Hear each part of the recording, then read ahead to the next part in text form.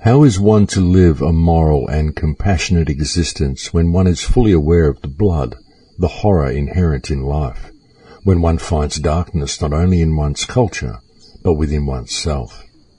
If there is a stage at which an individual life becomes truly adult, it must be when one grasps the irony in its unfolding and accepts responsibility for a life lived in the midst of such paradox. One must live in the middle of contradiction, because if all contradiction were eliminated at once, life would collapse. There are simply no answers to some of the great pressing questions. You simply continue to live them out, making your life a worthy expression of leaning into the light.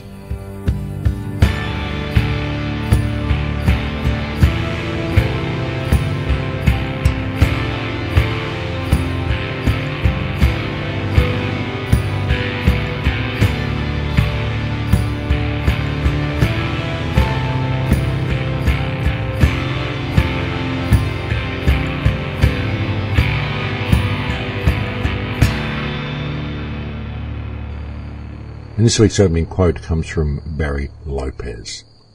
Welcome to Surviving the Matrix, ladies and gentlemen. My name is Maxwell Egan. It's a pleasure to be with you once again, and I'll be your host for the next hour. And life truly is a paradox, isn't it, ladies and gentlemen? It really is.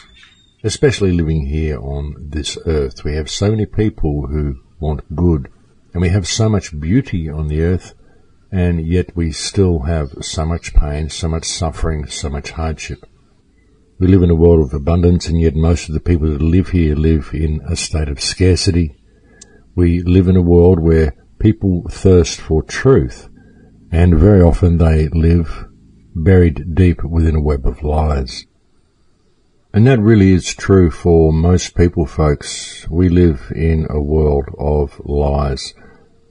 I mean, really, when you look at history and you look at the world today, it's hard to know what's going on at all anymore. It really is. I mean, we can't trust the mainstream media.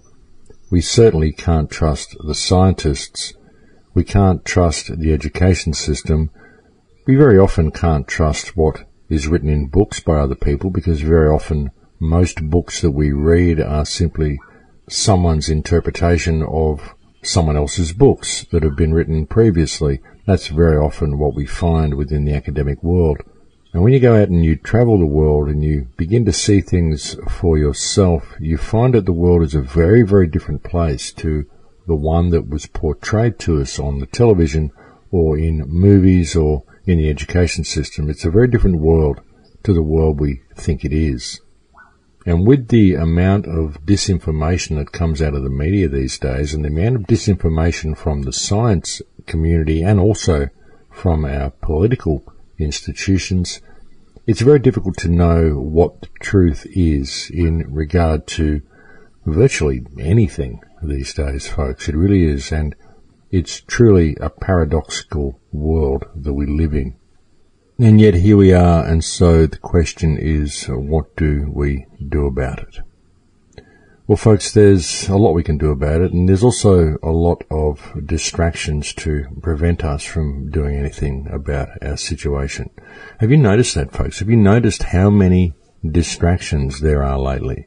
I mean, we've got all these environmental catastrophes going on everywhere, such as Fukushima, such as the CSG mining, the coal mining, and everything that's going on with the environment. We've got wars all over the place. We've got planes being shot out of the sky. Ebola scares, financial scares, Jade Helm waiting in the wings. We've got the West's new favourite boogeyman, ISIS, and all of the theatrical and wholly fake beheadings that go along with it. We've got the flat earth debate literally running rampant on the internet, so nobody's paying attention to their surroundings. Everyone's got their head down the rabbit hole. And we've got so many people in the truth movement now calling everybody else out as shills. That's an incredible little thing, isn't it? Everyone's gotten so frustrated with their lack of ability to be able to deal with this system that they've suddenly turned their attacks on all of their peers, and everybody's naming everybody else as a shill. Let me tell you who the real shills are, folks. I would suspect the real shills would be the people who are calling everybody else out as shills. Because when you call out someone you've never met as a shill simply because they disagree with your opinion, well, what can I say, folks? It shows a very poor foundation for one's research and one's opinion that one may have formed anyway. If that is all someone needs to come to a conclusion about someone, well, it shows how little people actually do the research, ladies and gentlemen. And I don't know if you recall, but a few months ago I did a show called A Plea for Sanity, where I spoke a little bit about the Flat Earth debate, and I said that this was in fact the perfect tool to create division in the truth movement and the alternate media. And when you look at the result of what this rabbit hole has done, then it has done exactly that. And now the entire alternate media is completely divided. Everyone's arguing with each other. And that is exactly what the powers that be want. And hey, the flat earth debate is interesting. I mean, hey, I'm open. The earth could be flat. I'm open to anything, folks. We've been lied to about everything else, so nothing would surprise me at this stage. But do I think it's something that's worth focusing on at this point? Well, no, because we can debate it for the next 30 years and we're not going to know. And within the next few years, we're not going to have the internet or any freedoms left to be able to discover anything. If you really want to know if the earth is flat, you need to get a private space program and fly up into space, or you need to sail to the South Pole to find out. But you can't do any of those things because government is in the way and legislation that they write is in the way. And until you deal with that problem, then you're not going to find out the answer to anything. And that is what the whole debate has been brought to the fore now for. I really believe that, folks. That's why this debate is running rampant across the internet right now, because it is the perfect tool for division right at a time when we need unity, because we have freedom at our very fingertips if we could only unite this alternate media and unite those people who are awake with a common focus of regaining control of this system so that we can break down these barriers of division, break down these barriers of secrecy, and find out the truth about this whole reality once and for all. And the Flat Earth debate is most certainly preventing this from happening, simply because of the attitude of most of the people who are focusing on this debate. Most of them are very, very aggressive. Most of them are directing personal attacks at anybody who don't think it is an issue that needs to be focused on. And many of them seem to be mostly about creating and perpetuating division, which is, as I said, exactly what the powers that be would like them to do. And personally, folks, I think it's all happening by design. I really do. I think that we are so close to a breakthrough with this system. We are so close to bringing it to its knees, and we are so close to empowering the people into some positive action that now all the guns are blazing from the other side. The system is bringing out everything it can, every distraction possible, every rabbit hole it can think of to keep people's attention focused in any direction but towards those who are running the show. But I don't think it's working, folks. I think a lot of people have been pulled down rabbit holes and a lot of people have been distracted, but there's still a very large focus on the root core of the problem, and there's still a large motivation with a lot of people to actually turn their attention there and to focus on this situation so that we can bring about some positive change. Of course, once we do that, then all of the other mysteries will be answered as well by default. That's the beauty of addressing things at the root core of the problem, folks, is that it answers all of the other questions and closes up all of the other rabbit holes at the same time. It just depends on where one has their focus, you see. And that's why it's so important that we do maintain our focus and keep our focus in the right direction. Because what we've got to do, folks, is bring about some human freedom. We've got to establish some freedom for the human condition so that all of the mysteries we're investigating and all the answers that we're searching for can be answered. Because at the moment, all of the mysteries that we are facing and all the problems that we have are a result of legislation. They're a result of people in office who keep secrets from us, folks. And so what we've got to do is establish a little bit of freedom in the human condition so that we can have these blockages removed. And that way we will find out the answers to the many questions that we have regarding so many issues.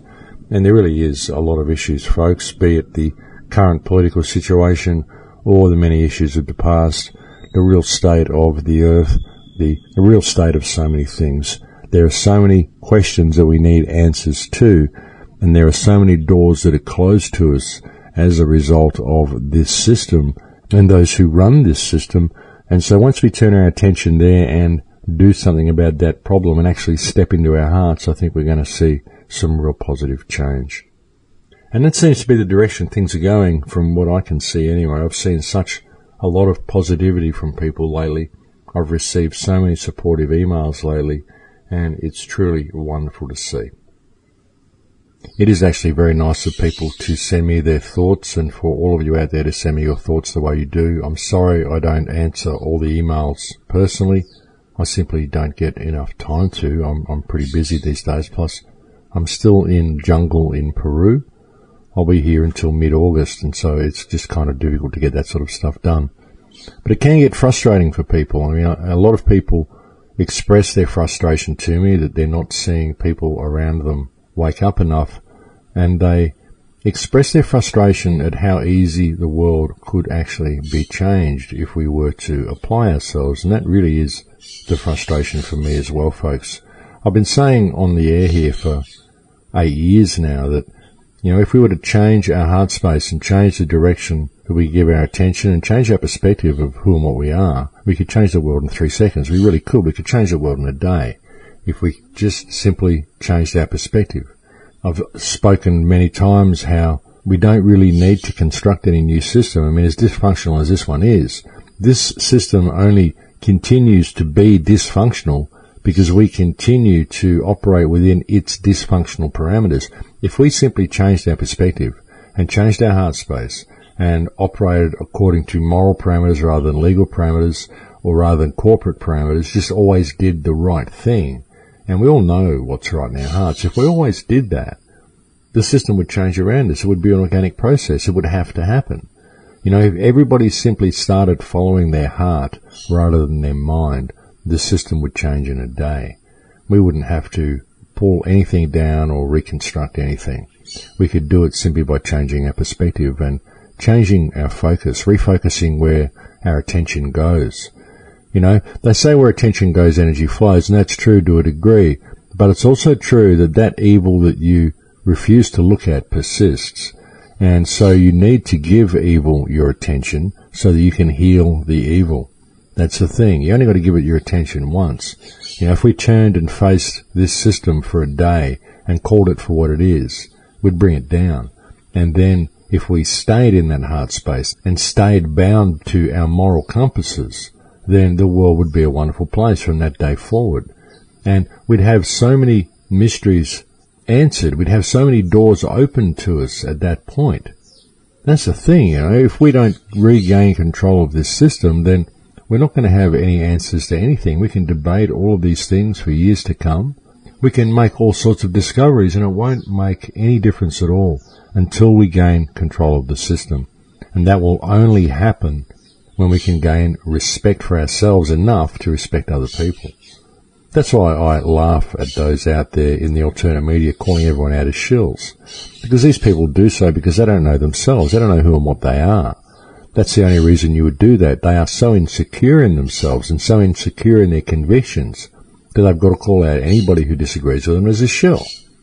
And you can't, folks. You can't possibly know who the shills are if you haven't met these people, if you haven't examined all the work they've done. You can't judge someone as a shill because they make a mistake or because they disagree with you or because they have a different opinion or because they're looking at different research. It doesn't make sense at all. And these types of people are simply running programs. They're a huge part of the problem. And they're obviously very, very insecure in their convictions. But what we have to do, those of us out here who are still looking for the truth, have got to look to our own hearts and see the truth there and see the difference it would make if we changed our perspective and then applied that new perspective and that new moral courage and that new moral fibre and that new understanding of ourselves and that new power that we hold, the power that we've always held but forgotten we had. If we turned and applied that to this system, we'd bring it down in a day, and then all of the mysteries would be answered, all the doorways would be opened, and all the pathways would be free for us to walk. The question is, when are we going to jump out of these rabbit holes, turn our eyes inward a little bit and discover the truth of ourselves, and then choose to apply that truth to the world. Because the day we do that is the day we're going to see some real change happen, folks. And the frustrating part for me is that that day is at the fingertips of everybody. Everybody has the opportunity to do this. They have the opportunity to do it right now. And we could change the world today if people chose to participate, if people chose to just put down this stuff.